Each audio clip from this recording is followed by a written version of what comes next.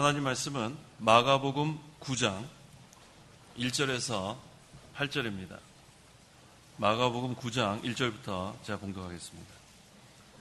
또 그들에게 말씀하시기를 내가 진정으로 너에게 말하니 여기에 서 있는 자들 중에 어떤 이들은 하나님 나라가 권능으로 임하는 것을 보기 전에는 결코 죽음을 맛보지 않을 것이다 라고 하셨다. 6일 후에 예수께서 베드로와 야고보와 요한을 데리고 따로 높은 산으로 올라가셔서 그들 앞에서 모습이 변하여 그분의 옷이 땅 위에 빨래하는 이가 그렇게 할 수 없을 정도로 아주 빛나고 희게 되었다. 그리고 엘리야가 모세와 함께 그들에게 나타나서 예수님과 함께 이야기하고 있었다. 그러자 베드로가 예수께 대답하여 말하기를 랍비님, 저희가 여기에 있는 것이 좋습니다. 저희가 초막 셋을 짓되 하나는 랍비님을 위하여, 하나는 모세를 위하여, 하나는 엘리야를 위하여 짓겠습니다 하였으니 이는 그가 매우 무서워하여 무엇이라 대답해야 할지 몰랐기 때문이다. 그런데 구름이 일어나서 그들을 뒤덮으며 구름으로부터 음성이 들려와 이는 내 사랑하는 아들이다. 너희는 이 아들의 말을 들어라 하였다. 그들이 문득 주위를 둘러보니 더 이상 아무도 보이지 않고 단지 예수님만 자신들과 함께 계셨다. 8절까지 봉독했습니다. 예수님께서 하나님 나라가 임할 것을 예고하시고 또 변화산에서 변화하신 것이 본문의 내용입니다.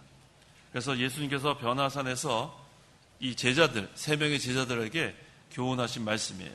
그러므로 이 시간 증거의 말씀의 제목은 변화산에서 예수님께서 주시는 교훈, 변화산에서 예수님께서 주시는 교훈이란 제목으로 말씀을 증거하겠습니다. 1절 또 그들에게 말씀하시기를 내가 진정으로 너에게 말하니 여기에 서 있는 자들 중에 어떤 이들은 하나님 나라가 권능으로 임하는 것을 보기 전에는 결코 죽음을 맛보지 않을 것이다 라고 하셨다. 본절에서 이 하나님 나라가 권능으로 임하는 것은 오순절 성령 강림을 여기서 말하고 있습니다. 오순절의 성령 강림은 하나님 나라가 또 복음 운동이 큰 권능으로 실현되는 것을 여기서 시작되는 것을 말합니다. 그래서 이 말씀은 제자들이 죽기 전에 성령께서 강림하셔서 하나님 나라 운동, 복음 운동을 큰 능력으로 이루어 나가게 될 것을 여기서 가리키는 겁니다. 사도행전 1장 8절 그러나 성령이 너희에게 임하시면 너희가 능력을 받고 예루살렘과 온 유대와 사마리아와 땅끝까지 이르러 내 증인이 될 것이다 라고 했습니다. 성령의 권능을 받아야 능력을 입고 그리스도의 증인이 될 수 있다는 이 말씀. 그래서 바울은 복음을 전할 때 능력과 성령과 큰 확신으로 전했다고 했어요. 근데 여기서 우리가 이 구절을 잘 이해해야 합니다. 이것을 우리는 성령 세례라고 이렇게 주장하는 사람들이 많이 있어요. 성령 세례. 그래서 오순절 계통에서는 성령 세례를 따로 받아야 한다고 그 주장하는 거 우리가 많이 들었어요. 그래서 예수를 믿은 다음에도 여기 있는 말씀 그대로 성령이 너희에게 임하시면 너희가 능력을 받고 라고 했으니까 예수 믿은 사람 중에서도 성령을 받지 않는 사람이 있다는 거예요. 그래서 성령을 받은 사람만 능력 있는 그러한 성도가 된다는 거. 이게 바로 오순절 계통의 그런 주장입니다. 그래서 신앙생활을 하는 사람 가운데서도 성령 받은 사람과 받지 않은 사람으로 나눠져요. 그래서 받은 사람은 아주 어깨 피고 다니는 거죠. 성령 받았으니까 능력이 있다는 거예요. 근데 성령 받지 못한 사람들은 어깨가 축 처져가지고 성령 받아야 될 텐데 그러고 있어요. 그 사람들이 그 성령 세례 받은 거와 받지 않은 거의 그 차이는 방언을 하느냐 방언을 못하느냐 그 차이예요. 그래서 방언을 힘차게 하는 사람들은 성령 세례 받았고 능력 있는 사람이고 방언 못하는 사람들은 어깨가 축 처져가지고 방언 받아야 될 텐데 하고 있는 거예요. 자, 이게 잘못된 거예요. 방언 받아야지 능력 있는 것이 아닙니다. 방언은 고린도서의 은사 중에 하나일 뿐이에요. 받아도 되고 안 받아도 되고. 근데 또 만약에 받는다고 해도 그것이 제대로 된 방언을 받은 사람이 도대체 있는지 우리가 확인을 해야 돼요. 그래서 이 가운데서 혹시 방언하시는 분 계시면 그걸 한번 확인해 보세요. 빨리 방언 통역하는 사람을 찾아요. 2사람 이상 찾으세요. 그 다음에 내가 지금 하는 방언이 하나님께서 주신 방언이가 아닌가 확인하는 방법은 그 두 사람을 따라 앉혀놓고 혼자 막 방언을 하시라고요. 그 다음에 두 사람이 통역을 시켜요. 그래서 그 통역한 것을 갖고 와서 똑같으면은 그거는 하나님께로 온 방언이에요. 방언하신 분들은 꼭 오늘 밤에 가서 찾으세요. 찾아가지고 못 찾으면 그만두고, 통역한 사람 찾지 못하면 방언 그만두세요. 그 뭐 마귀로부터 온 건지 자기가 혼자 뭐 하다가 받은 건지 알 수도 없는데 그거 뭐 어떡하는 거예요. 방언은 이렇게 무슨 뭐 알아듣지 못하잖아요. 본인도 뭐 했는지 몰라요. 방언하시는 분들 알 거예요. 그래서 자기가 제대로 된 방언하고 싶으면 제대로 통역하는 사람 두 사람 있으면 찾아가지고 그 사람들 앉혀놓고 꼭 해보세요. 그 다음에 이 통역이 맞으면 계속 방언을 하시고, 이거 뭐 그런 사람 찾기도 힘들 거예요. 그러니까 우리가 이 방언, 이것으로 능력이 있느냐 없느냐 그렇게 판단하면 안 됩니다. 우리 이 개혁주의 안에서도 그 영국의 말틴 로이드 존스 목사님 같은 경우는 그 성령 세례 때문에 오해를 받는 경우가 있어요. 이 성령 세례 그 받은 증거를 오순절 계통에서는 방언이라고 주장을 하는데, 이 말틴 로이드 존스 목사님은 이 성령 세례를 나중에 받아야 되긴 하지만 이것은 방언과 그렇게 연관시키지 않았어요. 그래서 이 말틴 로이드 존스 목사님의 주장은 우리가 신앙생활을 할 때 성령 세례를 받아야 능력 있는 그런 신앙생활을 한다, 이렇게 주장을 하는데, 그건 개혁주의에서 소수의 사람들이 그걸 받아들이고, 그 웨스트민스터의 조직 신학자인 리차드 게핀이 주장하는 대로, 또 우리가 믿는 대로 우리가 예수님을 믿을 때 성령 세례를 받은 거예요. 이게 대부분의 우리 개혁주의 그 신앙생활하는 사람들이 다 그렇게 믿습니다. 언제 성령 세례를 받아요?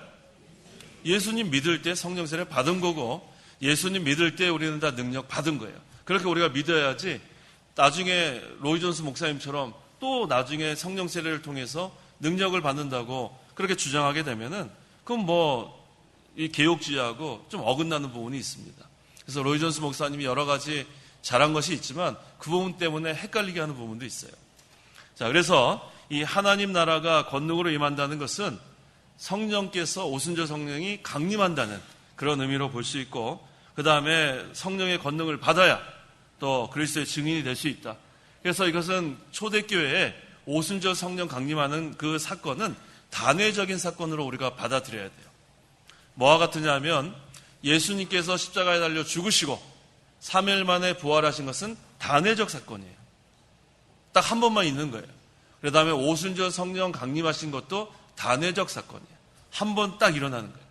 그래서 오늘날 우리가 예수 믿은 다음에 또 오순절 성령을 주십시오 기도하는 건 잘못된 거예요. 그래서 오순절파가 나온 거예요. 오순절파가 그 단어가 그래서 나온 거예요. 그 오순절파 사람들은 예수 믿은 다음에도 오순절 성령을 또 달라고 주장하기 때문에 오순절파가 되는 거예요. 성경에 그런 거 없습니다. 예수님의 십자가 부활도 단회적 사건, 오순절 성령 강림하신 것도 단회적 사건. 그래서 예수님을 믿는 사람은 예수 믿을 때 다 성령 받은 것으로 믿으시면 되는 거예요.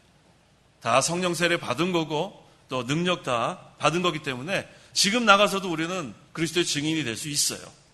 능력 받았는데 왜 우리가 복음을 선포 못합니까? 능력과 성령과 큰 확신으로 우리는 복음 전할 수 있는 그리스도의 증인입니다. 자, 하나님의 나라는 능력이 있다고 했어요. 고린도전서 4장 20절. 20절. 하나님의 나라는 말에 있지 않고 능력에 있다. 하나님 나라는 어디에 있어요? 자, 우리 성도 여러분들 말 잘하세요? 말 잘하세요? 말 잘 못해요. 저도 말 잘 못해요. 하지만 우리에게는 능력이 있어요. 우리 말 잘 못해도 전도할 수 있습니다. 왜? 하나님의 나라는 말에 있잖아요. 뭐 아주 언변이 뭐 화려해가지고 무슨 뭐 고사성어 막 얘기하고 뭐 철학자 얘기하고 신학자 그렇게 얘기할 필요가 없어요. 우리는 그저 오늘 새벽에도 증거했잖아요. 오늘 새벽에 그 간수, 감옥에 그 있었던 간수가 죽게 생겼어요. 그때 바울과 실라 지금 큰 지진이 나서 그 감옥에서 지금 그 문이 열리고 다 죄수들이 도망간 줄 알고 자결하려고 하는 그런 간수에게 어떤 일이 있었냐면 이 바울과 실라에게 질문을 했어요. 내가 어떻게 해야 구원을 받겠습니까? 하고 질문을 했습니다. 그때 바울과 실라가 여러 가지 설명 안 했어요. 한마디 했죠? 뭐라고 했어요? 주 예수를 믿어라. 그리하면 너와 내 집이 구원을 얻으리라. 어려워요? 쉽죠. 어떻게 구원을 받습니까? 주 예수를 믿어라. 그리하면 너와 내 집이 구원을 얻을 것이다. 예수님 믿으라는 거 하나밖에 없어요. 이게 바로 능력이에요. 이게 복음이에요. 십자가의 도는 구원을 얻는 우리에게는 하나님의 능력이라고 했어요. 자, 근데 여기 질문할 때 어떻게 해야 구원을 받겠습니까? 질문했어요? 아니면 어떻게 해야 거듭나겠습니까? 질문했어요. 구원을 받겠습니까? 질문했어요. 자, 어떻게 해야 우리가 거듭나겠습니까? 이 질문은 말이 안 돼요. 질문 자체가 말이 안 돼요. 왜? 거듭나는 것, 중생하는 것은 하나님의 단독적인 역사예요. 우리가 어떻게 믿어서 거듭날 수 없는 거예요. 그래서 어떻게 해야 우리가 거듭나겠습니까? 이 질문은 말 자체가 이거는 잘못된 질문이에요. 어떻게 해야 구원받습니까? 하면은 믿으면 구원받습니다. 그런데 우리가 거듭나는 것, 중생하는 것은 하나님께서 하시는 역사예요. 그래서 믿어야 중생한다는 말은 잘못된 거죠. 먼저 하나님 우리를 살려놔야 믿을 수 있게 되는 거예요. 그걸 헷갈리시면 안 되겠어요. 그래서 우리가 항상 거듭난 게 먼저예요. 성령께서 말씀으로 우리를 살려놔야 이제 믿게 되는 거예요. 시간적으로는 동시입니다. 자, 중생하고 믿는 거하고 뭐가 먼저예요? 뭐가 먼저예요? 중생이 먼저예요. 우리 창간교회 우리 성도님들은 아주 칭찬해야죠. 아주 잘하시는 거예요. 제가 우리 장로고시, 강도고사 고시 이렇게 출제해서 이 문제는 꼭 내거든요. 그러면 꼭 거기에 한 몇 명은 믿는 게 먼저라고 그래요. 믿는 게 먼저. 우리 교단 장로님 되실 분이고 강도사 될 분들인데 그게 잘못 배워서 그래요. 이거 헷갈리면 안 됩니다. 어떻게 죽은 자가 믿게 돼요? 먼저 믿을 수 없어요. 죽은 자를 살려놔야 믿게 되는 거예요. 그래서 제가 항상 고민해요. 이걸 그냥 떨어뜨려야 되겠는데 또 떨어뜨리면 또 안 되잖아요. 다른 건 맞았기 때문에. 그래서 그거를 일단은 틀리게 하고 부릅니다. 부른 다음에 꼭 교육을 시켜요. 죽은 자가 살려놔야 믿지 어떻게 믿은 다음에 거듭나느냐. 근데 그렇게 배웠다는 거예요. 그거 잘못 배운 거다. 잘못 배운 거는 바로 수정을 시켜줘야 돼요. 죽은 자를 살려놔야 믿게 됩니다. 자, 그래서 항상 성령께서 말씀으로 거듭나게 하면 그 다음에 믿을 수 있는 거예요. 그걸 우리가 헷갈리면 안 되겠습니다. 자, 이 신약 시대는 하나님 나라 운동하는 시대예요. 복음 운동. 이 신약 시대는 이 하나님 나라가 점점 확장되는 그러한 운동. 이게 바로 신약 교회를 가리킵니다. 자, 누가복음 24장 49절. 49절. 보아라, 내가 내 아버지께서 약속하신 것을 너희에게 보낼 것이니 너희는 하늘로부터 능력을 입을 때까지 이 성읍에 머물러 있어라. 하나님 나라는 말에 있지 않고 어디에 있다고 그랬어요? 능력이 있다고 했어요. 그럼 능력을 받아야 되겠는데 그 능력 받으려면 어디에 머물러 있어야 되냐면 예루살렘에 머물러 있어야 했어요. 예루살렘. 능력 받으려면 위로부터 능력이 입혀지는 비결은 예루살렘을 떠나지 않는 겁니다. 사도행전 1장 4절. 4절. 그분께서 사도들과 함께 계시면서 그들에게 명령하시기를 예루살렘을 떠나지 말고 내게 들은 바 아버지의 약속을 기다려라. 예루살렘을 떠나지 말고. 그 예루살렘은 어떤 곳이에요? 예수님께서 십자가와 부활로서 구속의 진리를 완성한 곳이 예루살렘입니다. 그 예루살렘을 떠나면 안 돼요. 그곳에 오순절 성령이 강림한다고 약속하셨기 때문에 그곳을 떠나면 안 됩니다. 그래서 항상 우리가 이거 잘 알아야 돼요. 자기 자리를 잘 지켜야 돼요. 자기 자리. 하나님께서 은혜 내려주시는데 그 은혜 자리를 박차면 안 돼요. 또 능력 주실 텐데 그 능력의 자리를 박차면 안 돼요. 자기 있어야 될 곳, 우리 약속한 곳을 그대로 있어야 합니다. 2절. 6일 후에 예수께서 베드로와 야고보와 요한을 데리고 따로 높은 곳으로 올라가셔서 그들 앞에서 모습이 변하여라고 했어요. 이 높은 산이 어디냐면 헤르몬산이에요. 헤르몬산이 가장 높은 산입니다. 그곳에 가신 목적이 무엇인가? 첫째는 기도하러 가신 거예요. 산에 기도하러 가신 거예요. 자, 우리 산에 기도하러 가는 거 참 좋은 거예요. 그래서 우리 거기 기도원에 꼭대기 백마산 거기에 기도하러 가는 우리 신학생들도 많고 우리 목사님들도 많이 계세요. 산에 가서 기도하는 거. 내 건강을 위해서 등산만 하지 마시고 그 등산하러 올라가면 거기서 기도 좀 하고 오세요. 기도. 올라간 다음에 야호 그 다음에 내려오지 마시고 거기 가서 한 30분이고 힘있게 거기 올라갔으면 거기서 기도하고 내려오란 말이에요. 자기 건강만을 위하는 게 아니라 하나님께 기도하는 게 더 중요한 거예요. 산에 기도하러 가는 거. 우리 예수님께서 겟세마네 거기 동산에 늘 기도하러 가시지 않았어요? 또 누가 기도하러 갔나요? 엘리야 어디 산에 기도하러 갔죠? 갈멜산. 또 모세도 기도하러 갔어요. 어디 갔어요? 호렙산. 기도하러 간 사람 많아요. 또 우리 그 이 목사님 계실 때 산에 기도하러 가라고 얼마나 그렇게 많이 강조하셨어요. 더 높은 산 기도하라고 그렇게 강조 많이 하셨어요. 자, 이제 기도하러 산에 가야 되겠는데 또 그렇게 또 기도하러 산에 가기 힘드신 분들은 기도처를 정하세요. 기도처. 산에 가서 기도 못하면 기도처. 제일 좋은 기도처가 어디예요? 예배당이에요. 예배당. 예배당은 만민이 뭐 하는 곳이라고 했어요? 기도하는 곳이라고 했어요. 예배당에 와서 기도하시면 돼요. 산에 못 가시는 분은 예배당에 와서 기도하시고, 아니 뭐 어디 자기 기도처를 정해놓고. 하지만 방 안에서는 기도하지 마세요. 방 안에서.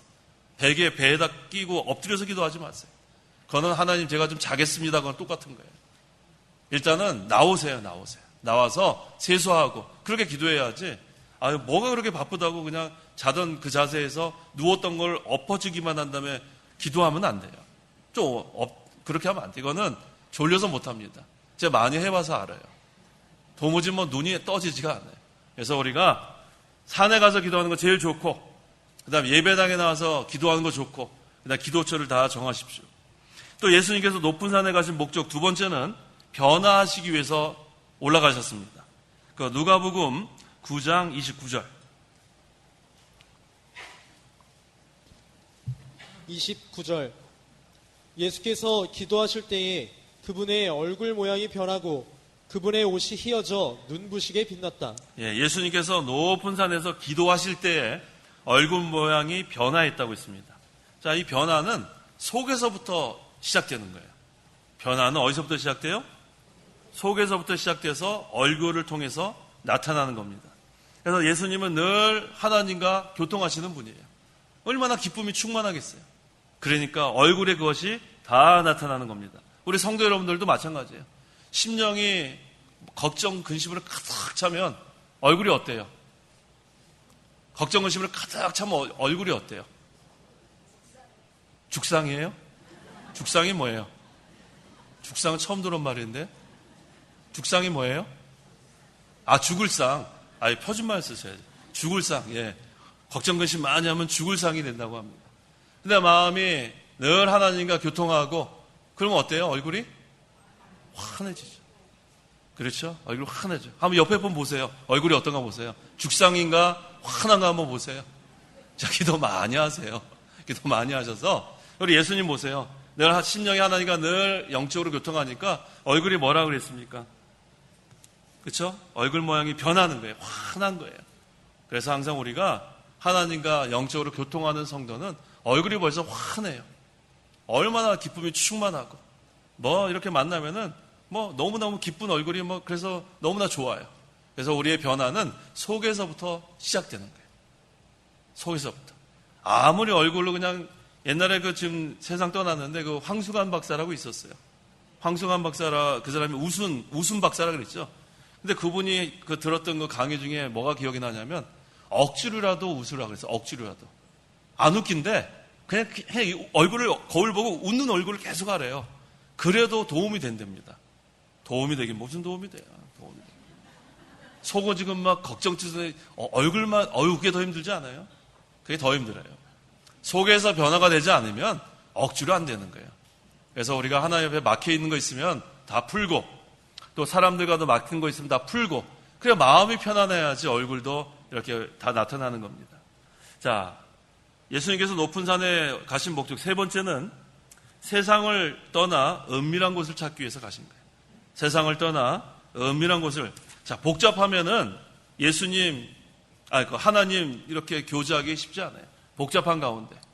우리 복잡한 가운데서 하나님의 음성 들었어요? 못 들었어요? 못 들었어요. 지진이 지나가고, 불이 지나가고, 조용할 때 세미한 음성을 듣는 거예요. 그래서 우리가 하나님의 뜻을 찾고, 늘 하나님을 우리가 의지하고 나갈 때에 항상 은밀한 그러한 골방을 찾아가야 합니다. 그래서 산으로 가신 거예요. 산에 가면은 조용하잖아요. 산에 가면 조용하고. 그래서 제가 그 기도처를 정하라는 거예요. 기도처를 정해서 은밀한 골방에 들어가라는 거예요. 그래서 문을 닫고 그 다음에 우리가 교제하는 거 참 중요합니다. 자, 그 다음에 3절. 3절. 그분의 옷이 땅 위에 빨래하는 이가 그렇게 할 수 없을 정도로 아주 빛나고 희게 되었다. 예, 속에서부터 변화가 되니까 얼굴도 환하고 그 다음에는 그 옷도 아주 빛나고 희게 되었다고 했습니다. 그래서 항상 우리가 심령이 깨어 있어야 돼요. 심령이 깨어 있고 심령에 잠이 들면 안 돼요. 심령이 깨어 있고 늘 주님과 교통하고 그래서 우리 심령에 하나님 나라가 이루어지고 그러면은 이 속에서부터 변화가 됐기 때문에 겉으로 다 이게 나타나는 거예요. 그래서 우리가 빛의 자녀라고 했는데 빛의 자녀가 우리의 노력으로 안 돼요. 노력으로 어떻게 우리가 빛을 발할 수 있어요? 우리 속이 먼저 변화가 돼서 우리의 심령이 변화가 되니까 그 다음에는 모든 말과 행동이 변화가 되는 거예요. 그래서 우리가 지금 신앙생활 하는 지 오래되신 분들 스스로를 한번 보세요. 내가 날마다 생각하는 게 어떤 생각을 하고 있는지, 내가 어떠한 말을 하고 있는지, 내가 어떠한 행동을 하고 있는지 그대로 있으면은 그건 변화가 된 게 아니에요. 그것은 그대로 있는 거예요. 어린아이가 자라나지 못한 것 그대로 있습니다. 그래서 우리가 변화되는 것은 속에서부터 변화되는 것. 그래서 우리 스테반 같은 경우 우리 돌에 맞아 순교를 했습니다. 근데 그 얼굴이 뭐와 같다 알고 있어요? 천사와 같이 됐다 그랬어요. 그게 노력으로 될 것 같아요? 지금 돌멩이 날라오는데 어떻게 천사와 같이 돼요? 이미 심령에 하나님 나라가 이루어지니까 뭐 아픔이 왜 안 아프겠어요? 아프죠. 육체가 있는데. 그런데도 천사와 같은 얼굴이 되는 거예요. 환경에 좌우되는 것이 아닙니다. 심령에 하나님 나라가 이루어지면 환경, 뭐 잘 살거나 못 살거나 그걸로 되는 게 아니에요. 건강하거나 질병에 걸렸거나 그걸로 변화되는 게 아니에요. 속에 하나님 나라가 이루어지면 다 변화가 되는 겁니다. 그래서 그 다음부터는 이 세상 바라보는 이 눈이 다 바뀌는 거예요. 우리가 검정색 안경을 끼면 무슨 색깔로 보여요? 검정색으로 보이는 거예요. 붉은색으로 끼면요. 붉은색으로 보이는 거예요. 마찬가지예요. 우리 마음의 눈이라고 하잖아요. 마음, 심령이 편안하니까 모든 사람들을 볼 때 편안하게 보이는 거예요. 근데 심령에 그냥 막 편안치 않으니까 사람들 보면 전부 다 막 보기 싫은 거예요. 내가 지금 편안치 않은데 웃으면서 다니는 사람들 아주 괘씸한 거죠. 나는 지금 막 걱정, 근심이 막 부글부글한데 저 사람은 왜 이렇게 웃으면서 다녀? 그러면 오라 그러지. 너 왜 웃어? 그래 싸우는 거예요. 길거리 가다가 그런 시비 붙잖아요. 길거리 가다가. 괜히 시비 붙는 거예요. 아니 뭐 우리 웃으면서 다니면 안 돼요? 마음이 편안한데? 근데 왜 웃으면 이러다 시비 거는 거예요. 자, 우리가 마음이 편안해야 다른 사람들에게도 잘해주게 돼 있어요. 내 마음이 편하지 않으면은 그게 다 행동으로 나오게 돼 있습니다.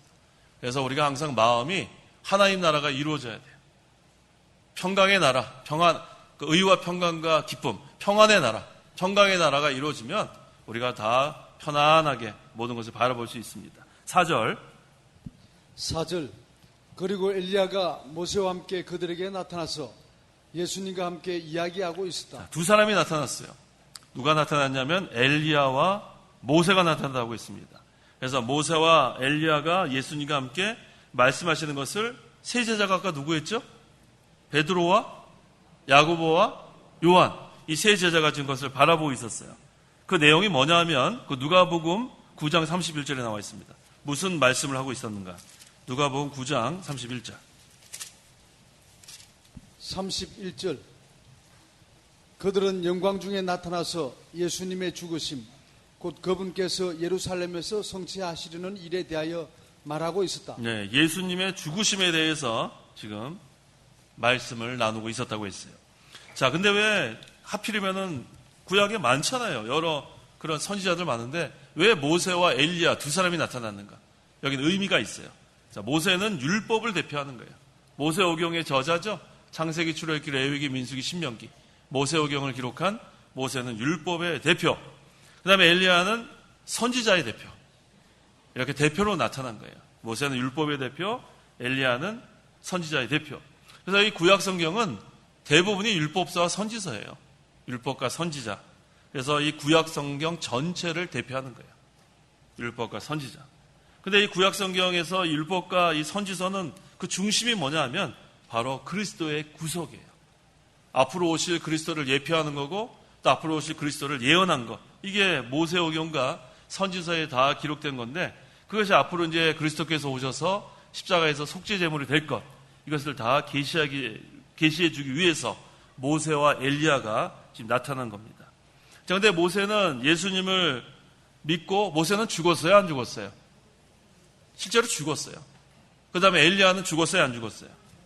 그래서 어떤 신학자는 이 모세는 예수 믿고 죽은 자들 그를 예표하는 거고 그 다음에 이 엘리야는 그 성도가 주님 재림 때 그 변화되는 죽지 않고 맞이하는 그런 것을 예표한다고 했는데 그거는 뭐 그렇게 하는 신학자도 있는 거예요. 뭐 정확히 맞다고 우리가 할 수는 없습니다. 5절 5절 그러자 베드로가 예수께 대답하여 말하기를 랍비님 저희가 여기에 있는 것이 좋습니다. 저희가 초막 셋을 짓되 하나는 랍비님을 위하여 하나는 모세를 위하여 하나는 엘리야를 위하여 짓겠습니다 하였으니. 예, 근데 이 말을 할 때 이 그 베드로의 상태가 어땠나?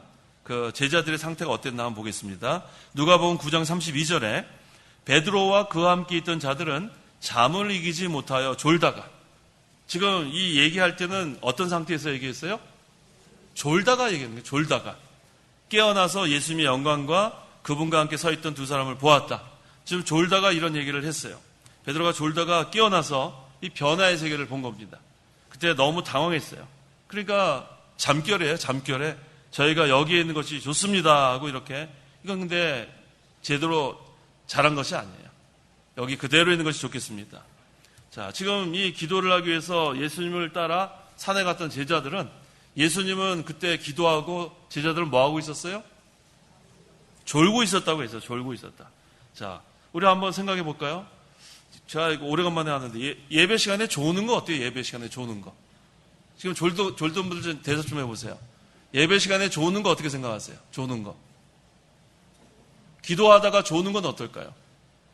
기도하다가. 우리 기도하다가 조는 거 어떻게 생각하세요? 예배 시간에 조는 거. 네? 어떻게 생각하세요?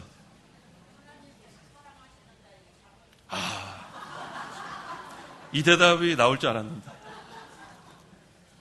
하나님이 사랑하는 자에게 잠을 주신다. 그럼 밤에 주시는 거예요, 밤에. 주무시는 게 밤에 이렇게 하나님께서 사랑하는 자에게 잠을 주는 거지 예배 시간에 사랑하는 자에게 졸게 하는 거 아니에요. 그렇게 하면 안 되고요. 자, 예배 시간에 조는 거와 기도 시간에 조는 거. 자, 그게 물론 하나님께 온전히 우리가 제대로 하는 건 아니지만 그래도 저는 예배 시간에 졸더라도 나오세요. 그게 아주 저는 중요하다고 생각해요. 그 다음에 기도처에 가서 조는 한이 있어도 조라도 가세요. 이게 중요한 거예요. 행동으로 옮기는 게 중요합니다. 예배 시간에 졸 수 있어요. 예배 시간에 왜 여기 저 서 있으니까 저 안 졸릴 것 같죠? 어쩔 때는 막 졸음이 쏟아질 때가 있어요. 거기 왜 그러냐면 우리가 그 식사를 하고 났기 때문에 그 다음에는 조는 게 뭐 당연한 거예요. 근데 조는데 마음을 놓지 마세요. 졸다가 잠깐이라도 제가 이렇게 하면 또 눈을 뜨시란 말이에요. 이렇게 해도 이렇게 가만히 계시는 뭐예요? 자, 한 번씩 이렇게 하는 거는 사인을 드리는 거예요, 사인을. 네, 그런데 우리 들어보세요. 예배 시간에 졸다가도 은혜 받을 경우가 있어요. 또 우리가 기도할 때도 졸다가 우리가 은혜 받을 때 있어요. 어쩔 때는 너무너무 피곤해서 기도하러 못 가겠어요. 그래도 하나님 갑니다 하고 이제 가요. 근데 새벽 3시 반에 일어나서 가니까 얼마나 졸려요. 그러니까 가서 잠깐 이렇게 졸았는데 2시간 갈 때가 있어요. 잠깐인데 2시간 갈 때가 있어요. 이거 큰일 났네 이거. 그래갖고 지금이라도 열심히 하자 막 하는데 눈물이 막 날 때가 있어요. 그때 하나님 또 은혜 주는 때도 있고. 어쨌든 우리가 예배 시간에 조는 한이 있어도 자기 자리 잘 지키세요. 그 다음에 우리 기도하러 갈 때에도 조는 한이 있어도 일단 일어나서 기도하시라는 거예요. 졸다가도 하나님께서 은혜를 주십니다. 그런데 우리가 졸지 않고 예배에 참석하고 또 졸지 않고 기도하면 더 큰 은혜가 있는 줄 아세요. 그래서 우리가 육신이 좀 이렇게 좀 피곤하고 그래도 중단하면 안 돼요. 기도 중단하지 말고 또 예배 또 참여하는 거 중단하지 말고. 그래서 우리가 정말로 몸을 움직일 수 없는 상태가 되지 않는 한 예배당에 나와야 돼요. 예배당에 나와야죠. 하나님께서 이렇게 우리에게 건강한 몸을 주셨는데 왜 예배당에 안 나와요? 예배당에 나오는 거, 그거 중요한 거. 또 기도하러 가는 거, 그거 중요합니다. 자, 베드로는 그 변화의 세계가 너무 좋아서 졸다가 저희가 여기에 있는 것이 좋습니다라고 했는데 이거 잘못한 거예요. 잘못한 이유가 뭐냐 하면 첫째, 예수님은 초막에 계실 분이 아니에요. 초막이 텐트를 말하는 거예요. 천막. 아니 지금 초막 셋을 짓자고 한 게 그게 말이 안 되죠. 예수님이 왜 초막에 계셔야 돼요? 그래서 이걸 잘못한 거예요. 예수님은 사람이 만들어 놓은 곳에 계시는 분이 아니에요. 예수님은 장소에 구애받지 않습니다. 예수님은 만왕의 왕이에요. 그래서 이거 잘못 얘기한 겁니다. 또 초막 셋 짓자고 말한 거 잘못한 이유가 뭐냐 하면 모세와 엘리야를 예수님과 동등으로 생각한 거예요. 어떻게 모세와 엘리야와 예수님이 동급이에요? 잘못된 거예요. 초막 셋 똑같이 짓자는 거 잘못된 겁니다. 그 다음에 또 초막 셋 짓자고 한 거 잘못된 것은 지금 임시로 보여준 거예요. 변화의 세계는 임시로 보여준 거. 근데 임시로 보여준 것을 영원한 세계로 만들려는 게 잘못된 거예요. 잠깐 보여주는 걸 그렇게 하면 안 됩니다. 그 다음에 네 번째 잘못된 것은 자기의 사명을 잊어버린 거예요. 자기의 사명. 거기다 지금 초막색 짓고 거기서 사는 게 말이 됐어요? 빨리 산에 내려가가지고 그리스도의 증인이 돼야 되는데 이거 잘못된 생각입니다. 그 다음에 다섯 번째는 지금 산 아래에 있는 사람들을 생각하지 않는 거예요. 자기 생각만 하는 거예요. 자기 생각. 여기 너무 좋은 거예요. 지금 변화의 세계가. 그러니까 자기만 쫓아가 하면 되겠어요? 산 밑에는 지금 다른 제자들도 있고 얼마나 많은 사람들이 기다리고 있습니까? 그래서 베드로가 좀 졸다가 이런 말한 거예요. 잘못한 겁니다. 6절. 6절 이는 그가 매우 무서워하여 무엇이라 대답해야 할지 몰랐기 때문이다. 이제는 이 베드로가 무서웠어요. 이 부족한 인간은 위대하신 하나님 앞에 이렇게 나아갈 때는 이렇게 두렵고 이렇게 무서운 겁니다. 이 사도 요한도 반모섬에서 그 성부 하나님께서 계시하실 때 어땠어요? 그 발 앞에 엎드려졌어요. 꼬꾸라졌어요. 하나님 앞에 서면 우리가 다 엎드려질 수밖에 없어요. 하나님 앞에 우리는 죄인 된 모습 우리가 항상 엎어질 수밖에 없습니다. 무엇이라 대답해야 할지 몰랐기 때문이다. 자신이 너무 부족하고 미천한 것을 발견하니까 무슨 말을 할지 몰랐다고 했습니다. 7절. 7절 그런데 구름이 일어나서 그들을 뒤덮으며 구름으로부터 음성이 들려와 이는 내 사랑하는 아들이다. 너희는 이 아들의 말을 들어라 하였다. 예, 여기 본절의 이 구름은 마태복음 17장 5절에는 빛나는 구름이라고 했어요. 빛나는 구름. 이 빛나는 구름은 무슨 뜻이에요? 영광의 구름. 영광의 구름은 바로 하나님의 임재를 말합니다. 여기서 지금 구름이 일어나서 이것은 바로 하나님께서 임재하신 거예요. 하나님께서 임재하시니까 음성이 들리겠죠? 어떤 음성이 들렸나요? 이는 내 사랑하는 아들이다. 너희는 이 아들의 말을 들어라. 자, 변화산의 영광을 붙잡아 들어가면 안 돼요. 변화산의 영광, 이 베드로처럼 여기가 좋사오니 초막셋을 짓고 여기 살자. 그거 잘못된 겁니다. 이제는 우리는 예수님의 말씀만 들으면 되는 거예요. 주의 음성만 들으면 됩니다. 이 예수님의 말씀을 듣는 게 중요한 거예요. 그곳에 머무르면 안 돼요. 이제는 예수님의 말씀을 듣고 이제 그 말씀을 순종하고 그 말씀을 전파하는 것. 이것이 바로 우리의 사명이에요. 이게 바로 우리에게 맡기신 사명입니다. 8절. 8절 그들이 문득 주위를 둘러보니 더 이상 아무도 보이지 않고 단지 예수님만 자신들과 함께 계셨다. 자, 이제 누구만 계셨어요? 예수님만 계시는 거예요. 다 떠납니다. 우리 주변에 다 떠나게 돼 있어요. 누구만 계셔요? 예수님만 계시는 거예요. 예수님만 우리가 붙들고 가는 거예요. 또 예수님께만 붙잡히면 되는 거예요. 세상의 것은 다 임시적인 거예요. 다 떠납니다. 다 없어지는 거예요. 하지만 예수님은 떠나지 않으세요. 우리는 예수님 안에 있고 예수님 내 안에 있고 예수님이 나를 붙잡아 주시고 난 예수님을 붙들고 그래서 여기 보니까 더 이상 아무도 보이지 않고 단지 예수님만 자신들과 함께 계셨다고 했습니다. 자, 예수님 위에 아무리 좋은 거 있어도 그거 붙잡으면 안 됩니다. 누구만 붙잡아야 돼요? 예수님만 붙잡아야 돼요. 또 예수님께만 붙잡힘을 받아야 되고 항상 우리가 그런 신앙으로 가야 돼요. 이게 바로 변화산에서 예수님께서 주신 교훈입니다. 오직 예수님만 바라보고 예수님 말씀만 듣고 예수님만 따라가고 예수님만 붙잡고 예수님께만 붙잡힌 바 되는 저희가 되어야겠습니다. 기도하십시오. 기도하겠습니다. 하나님 아버지 감사합니다.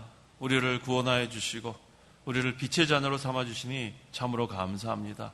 항상 우리 심령에 하나님 나라가 이루어져서 속에서 변화가 되어서 항상 우리의 모든 언행심사가 변화된 생활할 수 있도록 도와주시옵소서. 우리가 임시적으로 있는 것에 마음을 두지 아니하고 그것들을 붙잡지 아니하고 오직 예수님만 붙잡고 예수님만 바라보고 예수님만 따라가고 예수님께 붙잡힘 받아서 우리에게 주신 사명을 잘 감당할 수 있도록 도와주시옵소서. 예수님의 이름으로 기도하옵나이다. 아멘.